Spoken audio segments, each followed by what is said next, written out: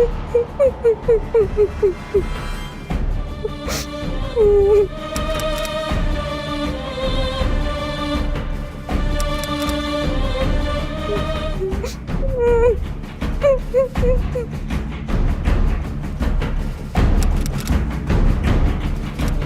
सर्वे के मुताबिक लगभग 2/3 शादीशुदा महिलाएं इस तरह के उत्पीड़न की शिकार होती हैं। रिश्तों के मायाजाल में उलझी घरेलू हिंसा की यह कहानी है उत्तर प्रदेश के एक छोटे शहर हरदोई की, जहां एक परिवार ने मिलकर घर के एक कमरे को जेल में बदल दिया। वो बहू जो अभी 1 महीने पहले ही आंखों में न जाने कितने सपने सजोए दुल्हन बनकर इस घर में आई थी।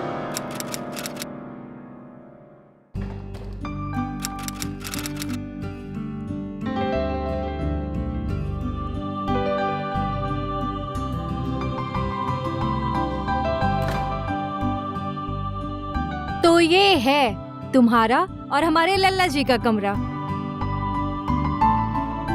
बैठो दुल्हन। वो कहते हैं ना कि अगर कोई घर में अपने मन की बात कहने वाला, सुनने वाला हो तो जिंदगी बड़े आराम से कट जाती है।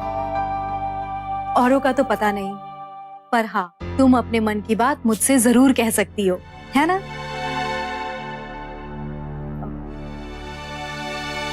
आज तुम्हें ऐसे सादे बिस्तर पर बिठाते हुए मुझे जरा भी नहीं अच्छा लग रहा।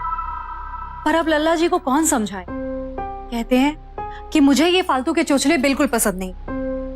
अब उन्हें कौन समझाए कि शादी ब्याह पे साज सज्जा नहीं होगी तो फिर कब होगी?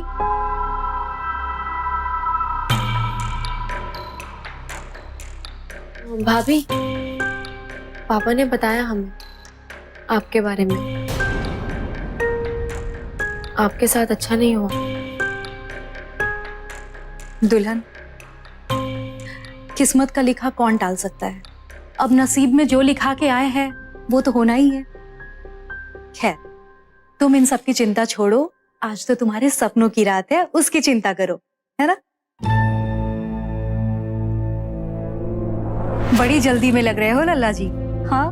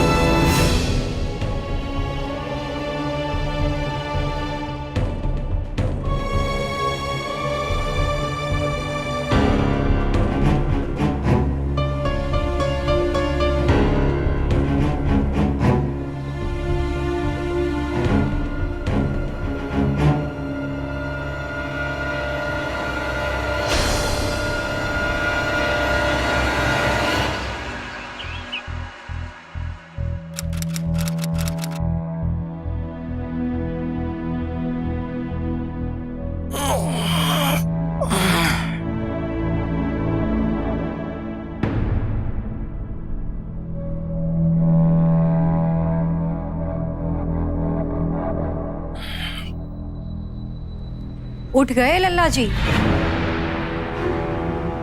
वो चादर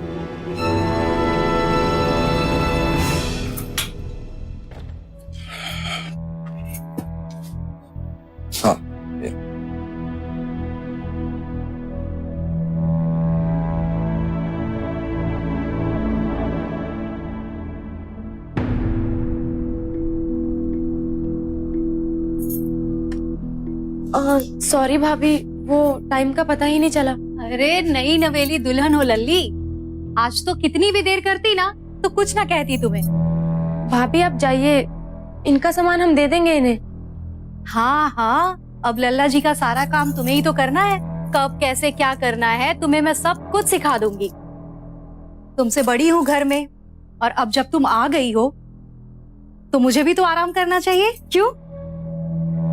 अच्छा, रात को लल्ला जी सोफे पे ही सोए थे क्या? हाँ भाभी। अरे शादी की थकान होगी, उतरते उतरते वक्त लगता है, और वैसे भी सारे काम लल्ला जी को ही तो करने पड़ते हैं। हाँ, तुम चिंता मत करो। अच्छा सुनो, आज घर में दुल्हन का पहला दिन है। हाँ, आंगन में गुसल खाना है, जाके जल्दी से नहा लो, और उसके बाद घर में सबके लिए कुछ मीठा बना देना। हाँ, चलो जाओ।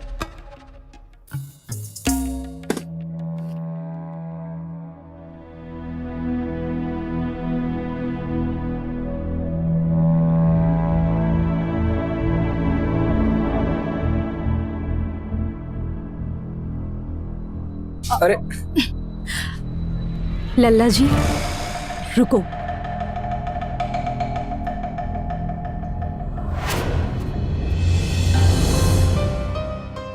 खुश रहो बेटा, दूधो नाओ पूतो फलो।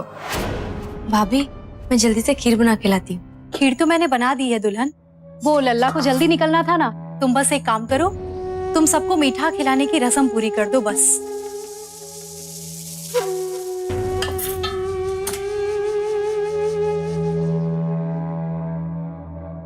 अम्मा ने बताया नहीं, हमको मीठा पसंद नहीं है, हमको शुरू से चटपटे की आदत है। दुल्हन का दिल रखने के लिए अगर एक चम्मच चख लोगे तो कौन सा पहाड़ टूट पड़ेगा लल्ला। आप ना किसी का दिल रखने के लिए भी झूठ बोल नहीं सकते। मरने के बाद भगवान को मुंह भी दिखाना है। क्या कहेंगे वहां कि खूब झूठ बोल कर आए।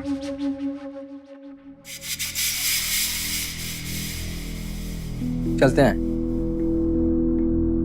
और हाँ, शाम को जल्दी टाइम से आ जाना। नई दुल्हन की जब तक आवाज नहीं खुलती, इनके मन का हाल हम ही आपको बता देते हैं। ठीक। बेटा, अड़ोस पड़ोस वाले सब तुम्हारी मुंह दिखाई के लिए आते होंगे, जल्दी से तैयार हो जाओ। जाओ। और हाँ अम्मा, ब्याह शादी की सारी रस्में आज ही खत्म कर लीजिए। ये रोज रोज मेहमानों का घर में आना जाना मुझे जरा भी पसंद नहीं।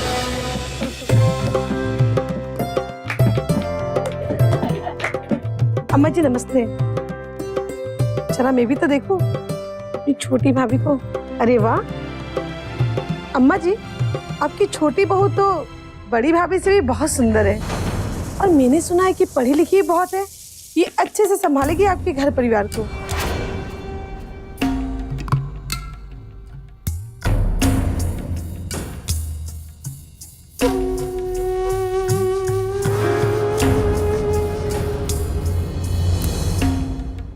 अंजलि का पति राघव एक ट्रैवल एजेंट था। वो तीर्थ यात्रियों को 4 धाम की यात्रा पर भेजा करता था। शादी की पहली रात राघव का बिस्तर से उठकर सोफे पर सो जाना, ससुराल में पति का पत्नी के हाथों परोसी खीर खाने से इनकार करना, अपने प्रति राघव का ये उपेक्षा भरा रवैया अंजलि को समझ नहीं आ रहा था। आखिर माजरा क्या था? कहीं ये शादी राघव की मर्जी के खिलाफ तो नहीं हुई थी, या फिर कहीं शादी में अंजलि के घर वालों से कोई गलती तो नहीं हो गई थी? अंजलि को अपनी ससुराल में अपने किसी भी सवाल का जवाब नहीं मिल रहा था। दूसरी ओर आस पड़ोस के लोग उसकी तुलना सक्सेना परिवार की बड़ी बहू पूनम के साथ कर रहे थे। पूनम जिसका पति उसे 2 साल पहले छोड़कर चला गया था। एक तरफ पूनम की जिंदगी का ये सूनापन, दूसरी तरफ राघव का ये व्यवहार। अंजलि को यह सब काफी अजीब लग रहा था। आ गए आप? हम आपके लिए चाय लाते हैं।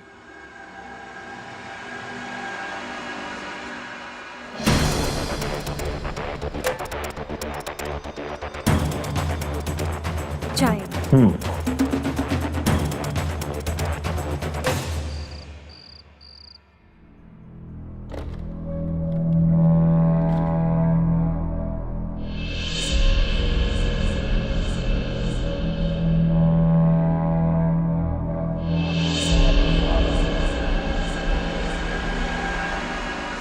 लल्ला जी,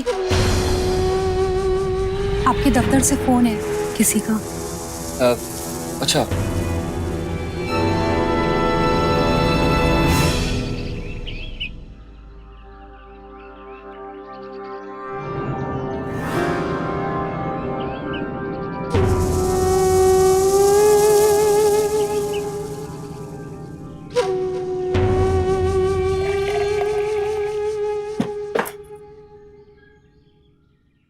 हमें आपसे कुछ बात करनी है।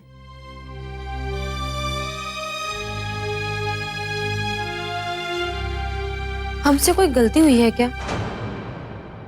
मेरा मतलब देखो, पूरा हफ्ता खाली निकला है। तीर्थ यात्रियों के लिए एक भी बस रवाना नहीं करा पाए। मौसम खराब चल रहा है और हमारा दिमाग भी। डर से सर फटा जा रहा है। अब तुम हमारा दिमाग और खराब मत करो।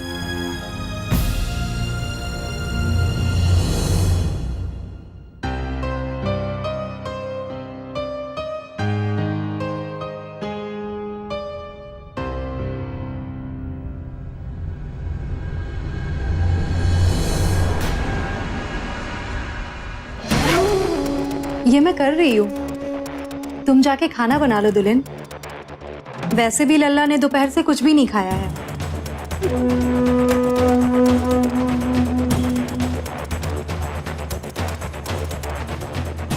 अब आप मेरी चिंता ना किया करें। यहाँ अम्मा और भाभी मेरा पूरा ख्याल रखते हैं। और दामाद जी? वो भी। चलो मम्मी, हम रखते हैं। हम जल्दी आएंगे मिलने। अभी मुझे इनके साथ निकलना है। बाद में फोन करती हूँ। बाय।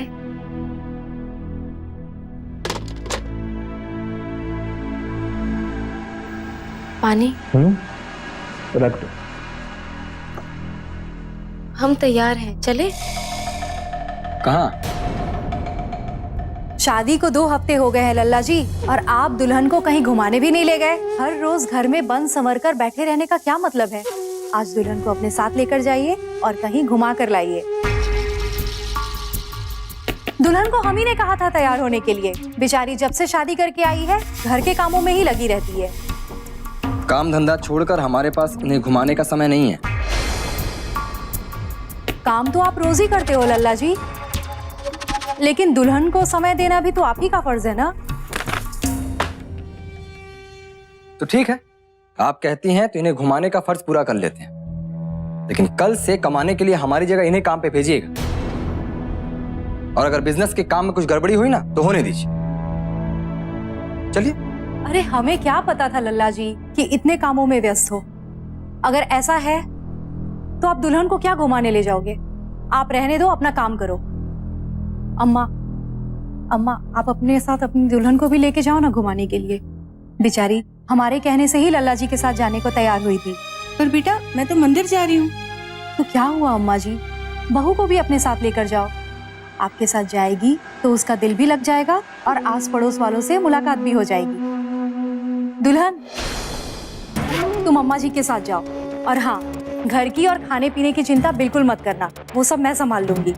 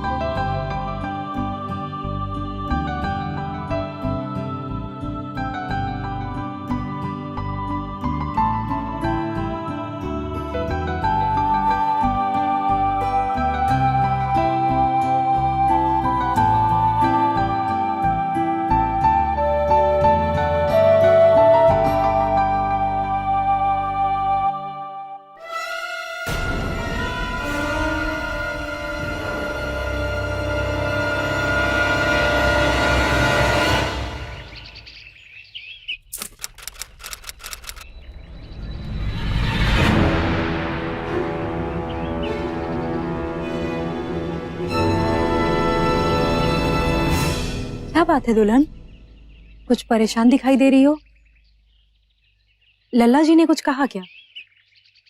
पराया समझती हो हमको? वो भाभी, हमें कुछ समझ नहीं आ रहा है। हमसे कोई गलती हुई है क्या? वो हमसे फासला बना के चल रहे हैं। कहने को वो हमारे साथ एक कमरे में तो रहते हैं, पर हमारा कोई उनके साथ ऐसा संबंध नहीं है। भाभी तुम चिंता क्यों करती हो? नया घर है, नया रिश्ता है, एक दूसरे को जानने समझने में वक्त तो लगता ही है। खैर, हम लल्ला जी को समझा। भाभी क्या हुआ? बहू बहू,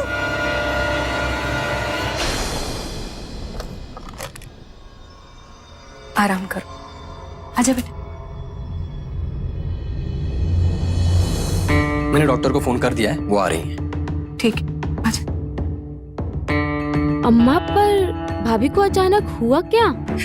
अरे कुछ नहीं बेटा, मौसम बदल रहा है ना, उसी से तबीयत बिगड़ गई होगी। बेटा मैं ना सुबह कुछ सब्जियां लाना भूल गई थी। तू एक काम कर, बाजार चली जा और कुछ ताजी सब्जियां ले आ। रसोई में एक भी सब्जी नहीं है। हाँ ये ले, जल्दी आना बेटा, खाने का समय हो रहा है ना। तू भाभी की चिंता मत कर, मैं और राघव है उसकी देखभाल के लिए।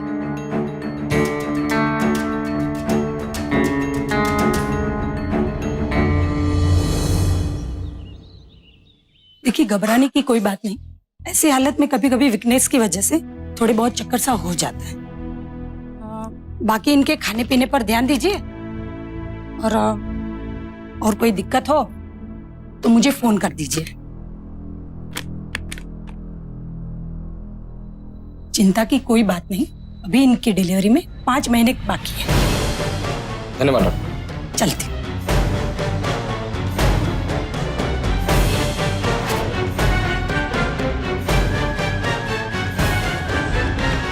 पूनम का पति यानी राघव का बड़ा भाई 2 साल पहले घर छोड़कर जा चुका था।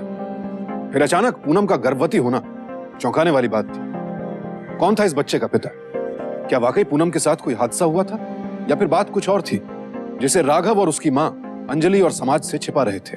लेकिन अम्मा, बड़े भैया को घर से गए तो 2 साल से ज्यादा हो चुके हैं, फिर भाभी का माँ बनना, भाभी के साथ ऐसा क्या हुआ है अम्मा? बहुत तकलीफ में है वो, और अपनी तकलीफ वो किसी को नहीं बताती। इसका मतलब भाभी ने इस बारे में किसी से?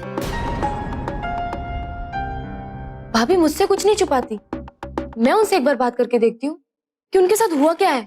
उनको किसी ने धोखा। अंजलि, इस बारे में उनसे भी बात करने की कोई जरूरत नहीं। लेकिन हमें इस बारे में पता होना चाहिए। वक्त आने पे जो पता चलना है चल जाएगा। भगवान के लिए जो कहा है उसको समझ लो। इस बारे में बात करके उन्हें किसी गुनाह का एहसास कराने की कोई जरूरत नहीं। और अगर इतनी चिंता है ना तो उनका ख्याल रखो, बहुत बड़ा एहसान होगा हम पर। एक नई नवेली दुल्हन के दिमाग में अपनी ससुराल को लेकर कई सवाल उठ रहे थे, लेकिन अपने इन सवालों का जवाब अंजलि को अपने इस नए परिवार से नहीं मिल रहा था। उसके मन में तरह तरह के ख्याल आ रहे थे। अंजलि के लिए रिश्तों की अहमियत बहुत ज्यादा थी और उसे अपने माता पिता से मुश्किल घड़ी में अपनों के काम आने की सीख मिली थी। इसीलिए उसके मन में पूनम के प्रति वाकई सहानुभूति थी। और जब उसे पूनम की प्रेगनेंसी की बात पता चली तब तो उसने पूनम की देखभाल की सारी जिम्मेदारी अपने ऊपर ले ली।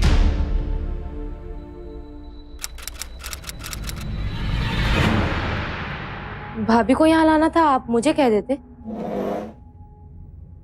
रहने दो, हम कर लेंगे आराम से। हाँ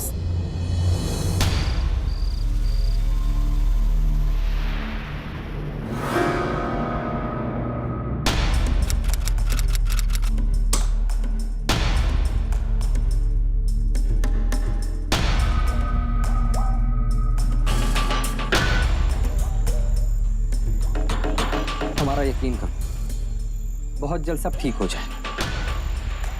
हम वादा करते हैं कि कोई आंच नहीं आने देंगे, ना आप पर ना इस बच्चे पर। ये बच्चा हमारे प्यार की निशानी।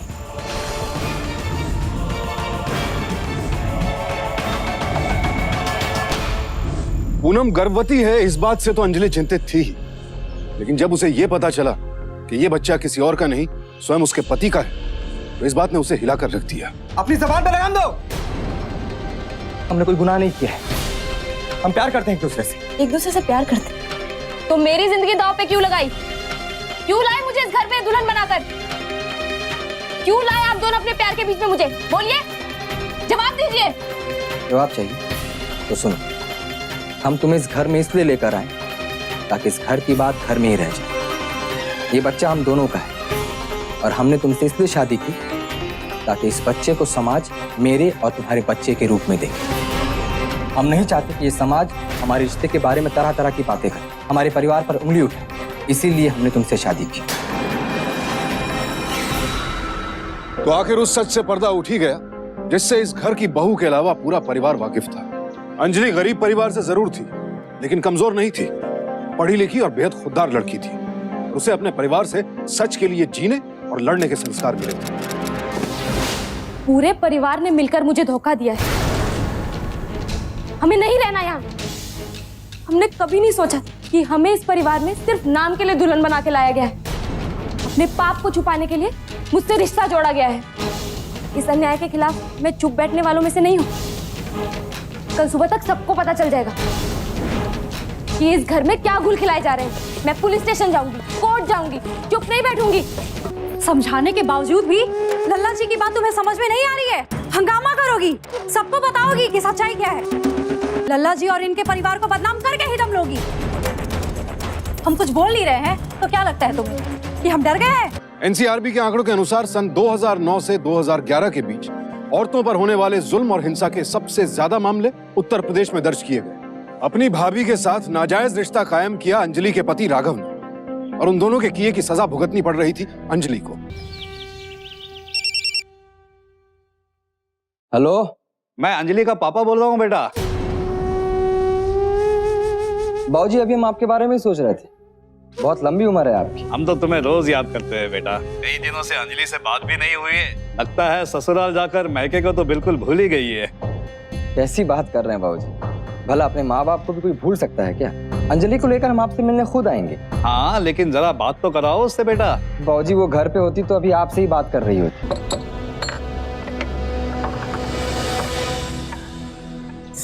समधन जी, आप अचानक बिना खबर किए? बस यहाँ पास ही आए थे अपने एक दोस्त की बेटी की शादी में। सोचा अपनी बेटी से भी मिलते चलते हैं। आइए ना, आइए।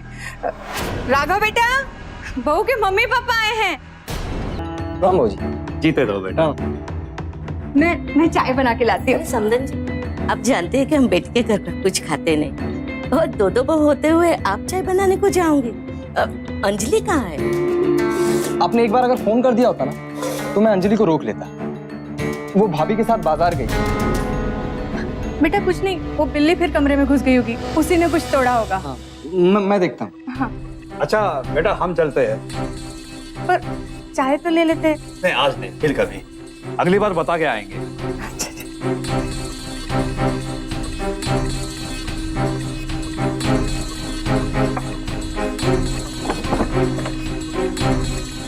ये घर में जो हो रहा है ना, ठीक नहीं हो रहा। अचानक अंजलि ने राघव की बात कैसे मान ली? क्या वो अपने ऊपर हो रहे अत्याचार से घबरा उठी थी? क्या वाकई उसने घुटने टेक दिए थे, या फिर अपनी जीत की राह में पहला कदम उठाया था उसने?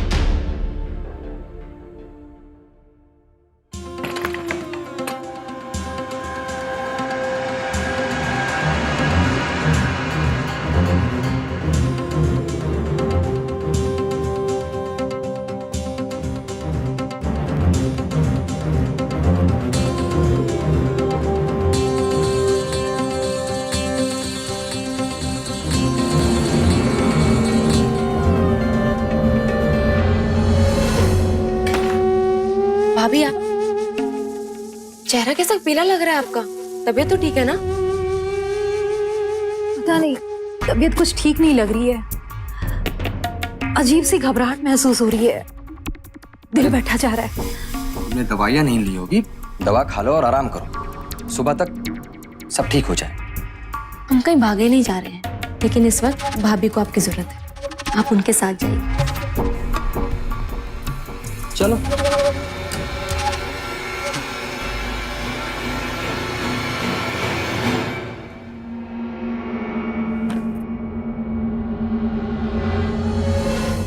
अपनी हरकतों से बाज नहीं आ सकते ना? अरे एक दिन भी सब्र नहीं होता आपसे। हाँ, आखिर हो तो मर्द ही। अरे ऐसा क्या रह गया जो मुझसे नहीं मिला? हमने उसके सामने तुमसे कहा कि हम तुमसे प्यार करते हैं, इसके बाद भी एतबार नहीं है हम पर।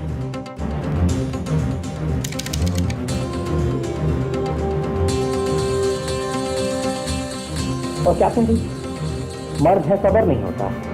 हाँ तो नहीं होता है। हम अपनी मर्जी के खुद मालिक हैं, किसी के गुलाम नहीं हैं। और वैसे भी वो बीवी लगती है हमारी। आधा महीना साथ देने का वादा किए हैं।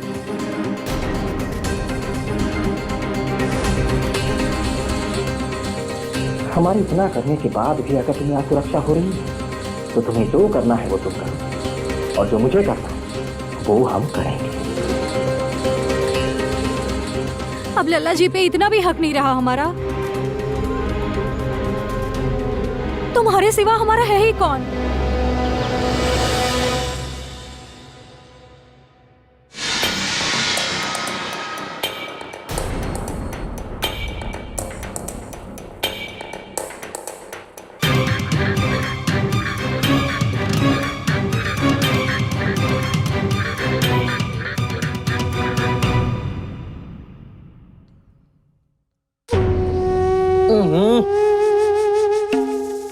खाना या जहर?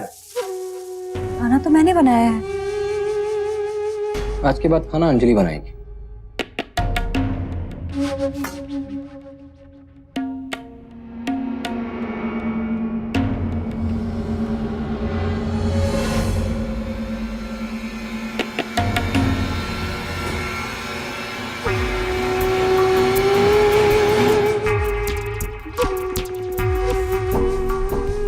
मुझे मालूम है कि तुम क्या कर रही हो, लेकिन लल्ला जी हमारे हैं और हमारे ही रहेंगे। तुम इस घर में हमेशा दूसरी औरत बनके ही रहोगी। ले बेटा, हो गया। अरे बहू, क्या हुआ? देख तो। भाभी क्या हुआ? आपको कुछ नहीं होगा भाभी? अम्मा आप उन्हें फोन कर दे, उन्हें बोले जल्दी से क्लिनिक पहुंच जाए। हम भी भाभी को लेके जल्दी से निकल ही रहे हैं। आप जल्दी से तैयार हो जाइए। ठीक है। चलिए भाभी।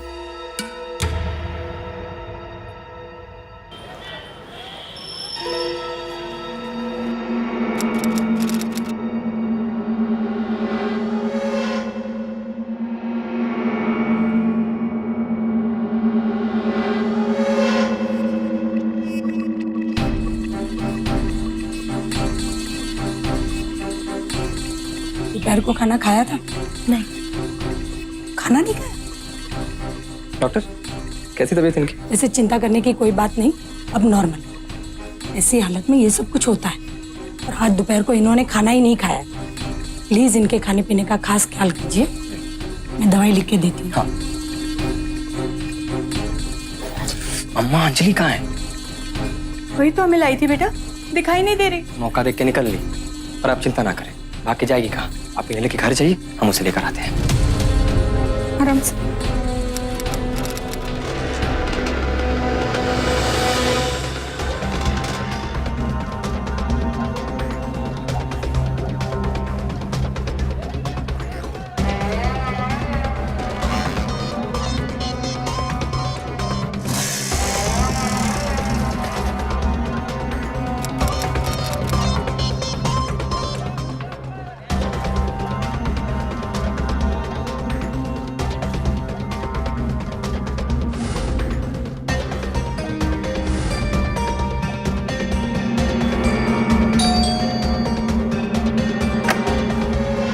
अरे राघव, तुम अकेले आए हो? अंजलि कहाँ है? वो बाबूजी, अंजलि पहुंची नहीं? नहीं तो क्या मतलब, अंजलि अकेले आने वाली थी? अरे माफ कीजिएगा बाबूजी, वो दरअसल मैं अंजलि को ठीक से फोन पर समझा नहीं पाया। वो क्लिनिक पर भाभी का चेकअप करवा कर घर ही चली गई हो। भाभी की तबीयत खराब है? नहीं, वो नॉर्मल रूटीन चेकअप होता है ना, वो करवाना था। अच्छा बाबूजी, मैं कल अंजलि को पक्का आपसे मिलने के लिए लेकर आता हूँ, है ना? मैं चलता हूँ, वो घर पर मेरा इंतजार कर रही हो। और पहुंच के फोन कर देना। जी जी बिल्कुल।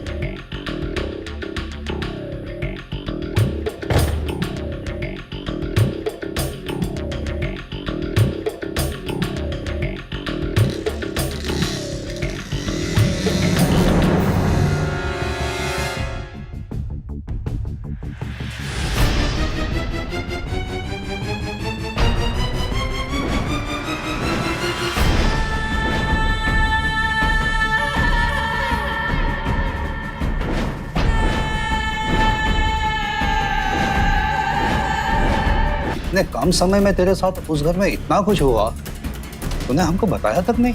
कैसे बताती? उन लोगों ने हमारी बेटी को घर में बंदी बनाकर रखा हुआ था। आप हमेशा कहते हैं ना पापा कि न्याय सहने वाला उतना ही दोषी होता है जितना न्याय करने वाला। मेरी लड़ाई अभी खत्म नहीं हुई है पापा। मैं पुलिस पे कंप्लेंट करवाऊंगी, उनको सजा दिलवा कर रहूंगी पापा। हम तेरे साथ है बेटा, चिंता मत कर। जी अंजलि, यही है हमारी पत्नी इंस्पेक्टर साहब। हमने आपसे कहा था ना कि वो यहीं पर मिलेगी। हमेशा भागकर अपने मम्मी पापा के शरण में आ जाती है। और ये लोग भी ना हमारा घर बसने से पहले उसे उजाड़ने पर ही तुले हो। इंस्पेक्टर साहब, कंप्लेंट क्या है? कंप्लेंट बताने के लिए अंदर आ सकता हूँ? आइए। पिछले 2 महीनों में मैंने जो सहा है ना इंस्पेक्टर साहब, वो कोई मर्द नहीं सह पाता। अरे क्या क्या नहीं बोला है इसने मुझे। इसके शक की वजह से इसने मेरे और मेरे भाभी के पवित्र रिश्ते तक को नहीं छोड़ा। ये झूठ बोल रहा है इंस्पेक्टर साहब। मैं भला झूठ क्यों बोलूंगा इंस्पेक्टर साहब? मैं तो दीवानों की तरह प्यार करता हूं अंजलि से, और इसीलिए अब तक चुपचाप सब कुछ सहता रहा। मुझे पता था, पति हूं ना, इसलिए मेरी कंप्लेंट को गंभीरता से नहीं लेंगे आप लोग। लेकिन इसने तो अपनी शक की हद ही पार कर दिया। मेरे भाभी के खाने में ना जाने इसने क्या मिला दिया। वो तो सही समय में दवा मिल गई, वरना कुछ अनर्थ हो जाता है। तो अब क्या चाहते हो? इंस्पेक्टर को लेके आए हो, क्या इरादा है तुम्हारा? बाबूजी, हम अंजलि से बहुत प्यार करते हैं और हम चाहते हैं कि ये जो बार बार आप अंजलि को शय देते हैं ना, ये देना बंद करें, ताकि ये अपने परिवार में सबके साथ घुल मिलकर रहना सीखे, हमें अपना परिवार माने, हम पे शक करना बंद करें और आज ही भाभी से जाकर माफी मांगे। देखिए, मैंने इनकी कंप्लेंट लिख ली है। आपकी बेटी अंजलि की हरकत की वजह से इनकी भाभी की जिंदगी खतरे में पड़ गई थी। इसके बावजूद इनके मना करने पर मैं कोई कार्रवाई नहीं कर रहा हूं, लेकिन आपको सावधान कर रहा हूं कि आइंदा आपकी तरफ से या आपकी बेटी अंजलि मैडम की तरफ से इन लोगों को किसी तरह की कोई शिकायत नहीं होनी चाहिए। और इनको अगर अंजलि से इतना ही खतरा है तो क्यों रहना चाहते हैं अंजलि के साथ? प्यार तो अंधा होता ना बाबूजी। और आज हम आपसे एक बात कहना चाहते हैं, अगर कुछ समय तक आप हमारी जिंदगी में दखल नहीं देंगे ना, तो हमारा घर बस जाएगा। अंजलि, घर चलो। देखो, तुम घर चलो, हम तुम्हारी सारी गलतियों को माफ कर देंगे। बस हमारा साथ दो अंजलि, हम पर विश्वास करो।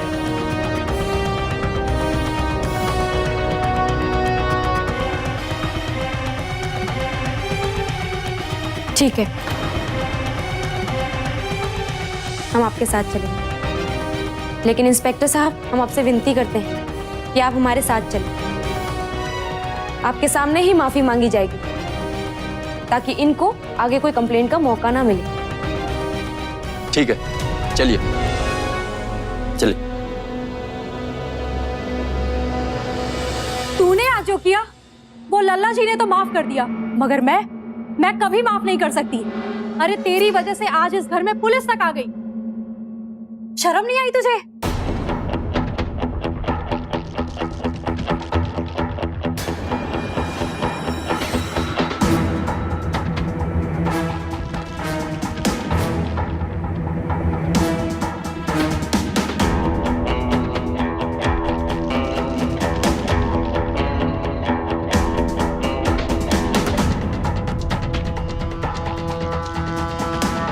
इंस्पेक्टर साहब, पिछले 2 साल से इनके पति गायब हैं और ये बात पूरा मोहल्ला जानता है। तो फिर ये 4 महीने से प्रेग्नेंट कैसे? क्या आज तक आपके साथ? हमने भी यही सोचा था कि शायद इनके साथ कोई हादसा हुआ होगा, लेकिन असलियत कुछ और ही थी। ये बच्चा मेरे पति का है, जिनका संबंध मेरे साथ नहीं, इनके साथ है। इन रिपोर्ट्स के पीछे सच्चाई क्या है? इंस्पेक्टर साहब, ये सब झूठ बोल रही है, ये शक कर रही है हम पर। तो फिर पूनम के पेट में जो बच्चा पल रहा है वो किसका है? मेरे बेटे का, राघव का। हम आज तक चुप रहे क्योंकि ये हमारे बुढ़ापे के सहारे थे। कहाँ जाते हम? पर सच तो यही है कि अत्याचार राघव पर नहीं, अंजलि पर हुए हैं। अम्मा, ये क्या कह रही हो? बस बहुत हो गया। तुम दोनों के संबंध पर पर्दा पड़ा रहे, इसलिए हम इस बेचारी को ब्याह करके इस घर में ले आए। तुमने इस पे इतने अत्याचार किए, हम चुप रहे। पर सच तो यही है ना कि अंजलि के गुनाहगार हम भी हैं। अकेली हो गई थी हम। पति का प्यार तो पहले ही चला गया। अगर लल्ला जी ने हमारी जिंदगी में वो कमी पूरी कर दी तो क्या गलत किया? बच्चा गिराते तो जान को खतरा था। इस घर की इज्जत बनी रहे, इसके लिए हम तुम्हें इस घर में ब्याह कर लेके आए, ताकि हमारे बच्चे पर कोई उंगली ना उठा सके। दुनिया की इतनी ही परवाह थी तो रिश्ता क्यों बनाया? और अगर रिश्ता बनाया तो उसको निभाने की हिम्मत भी होनी चाहिए थी। मुझे इस झूठे रिश्ते में डालकर कठपुतली की तरह इस्तेमाल करने का कोई हक नहीं था आपका। आप सबने जो अत्याचार मेरे साथ किए हैं, आप सबको उसकी सजा मैं दिलवा कर रहूंगी। भारतीय संस्कृति और सभ्यता औरतों को अपने पति और उसके परिवार का आदर करने की सीख देती है। इसीलिए कई बार मुश्किल हालात में महिलाएं खुद पर होने वाले अन्याय को चुपचाप सहन कर लेती हैं, उसके खिलाफ आवाज नहीं उठाती हैं, ये सोचकर कि कहीं परिवार की इज्जत समाज में खराब ना हो। लेकिन चुप बैठने से समस्या का हल नहीं निकलता, उल्टे समस्या और बढ़ती है। जरूरत है तो जुल्म के खिलाफ मजबूत आवाज उठाने की, पक्के इरादे के साथ कदम बढ़ाने की। आईपीसी की धारा 498A के तहत अगर किसी स्त्री पर उसका पति या पति का कोई भी सगा संबंधी किसी भी तरह का अत्याचार करता है तो उसे 3 साल तक की कैद की सजा हो सकती है और साथ ही साथ जुर्माना भी भरना पड़ सकता है। राघव, उसकी मां और पूनम को इसी सेक्शन 498A के तहत सजा सुनाई गई। तो आइए समाज में फैली इस हिंसा और रिश्तों को यूं नीलाम करने वाले लोगों के खिलाफ आवाज उठाएं, अपने अधिकारों के लिए लड़ें, क्योंकि हमारी चुप्पी अपराधियों का हौसला बढ़ाती है। अब मैं सुशांत सिंह आपसे विदा लेता हूं, फिर मुलाकात होगी संघर्ष भरी एक और ऐसी सत्य घटना के साथ। देखते रहें सावधान इंडिया, इंडिया फाइट्स बैक।